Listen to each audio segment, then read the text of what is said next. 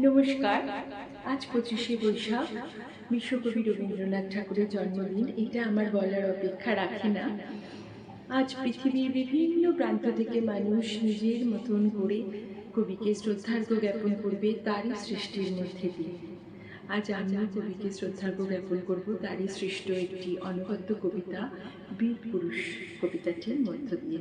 কবিতাটি শিশু কাব্যগ্রন্থ থেকে সংগৃহীত একটি কবিতা, অতি পরিচিত, সবাই খুব ভালো পরিচিত এই কবিতাটির সঙ্গে। কবিতাটির মূল বিষয়বস্তু হলো একটি ছোট ছেলে তার মায়ের কাছে নিজেকে নায়ক প্রমাণ করতে চায় এবং সেটা প্রমাণ করার জন্য তার মধ্যে যে একটা কল্পনা, সেই কল্পনাকে নিয়েই কবিতা, কবির এই সৃষ্টি। কবিতার নাম বীরপুরুষ। মনে করো যেন বিদেশ ঘুরে মাকে নিয়ে যাচ্ছি অনেক দূরে।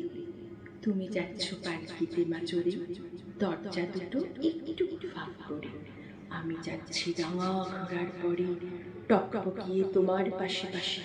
রাস্তা থেকে ঘোড়ার ঘুরে ঘুরে রাঙা ধুলোয় মেঘ উড়িয়ে আসে। সন্ধ্যে হলো সূর্যি নামে বাটে, এলিম যেন জোড়া দেখির মাঠে।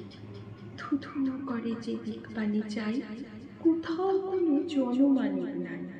তুমি যেন আপন মনে তাই ভয় পেয়েছ, ভাবছ এলে কোথা।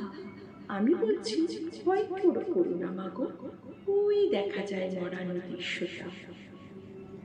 চোর কাটাতে মাঠ গিয়েছে ঠিকই, মাঝখানেতে পথ গিয়েছে বেঁকে। গরু বাছুর নেই কোনোখানে, সন্ধে হতেই গেছে গায়ের পানি। আমরা কোথা যাচ্ছি কি তা জানি, অন্ধকারে দেখা যায় না ভালো। তুমি যেন বলছো আমায় ডেকে, দিঘির ধারে ওই যে কিসের আলো।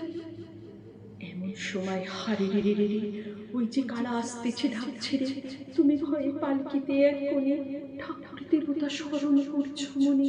বিয়ারাগুলো পাশের কাটা বনে, পালকি ছেলে কাঁপছে থর থর।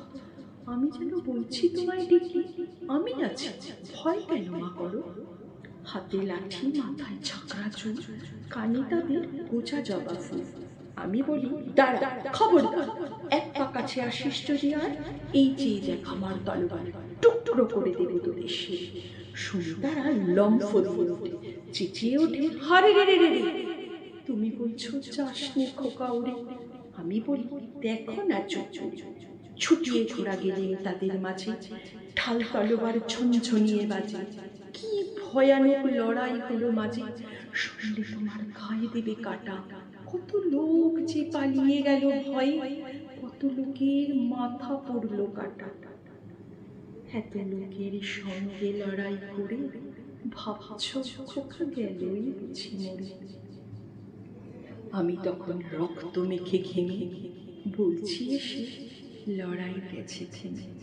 তুমি তখন পালকি থেকে নেমে চুমুখে নিচ্ছ আমায় করে, বলছো ভাগ্যি খোকা সঙ্গে ছিল, কি দুর্দশাই হতো তা না হলে। রোজ কত কি ঘটে যাহা তাহা, এমন কেন সত্যি হয় না আহা।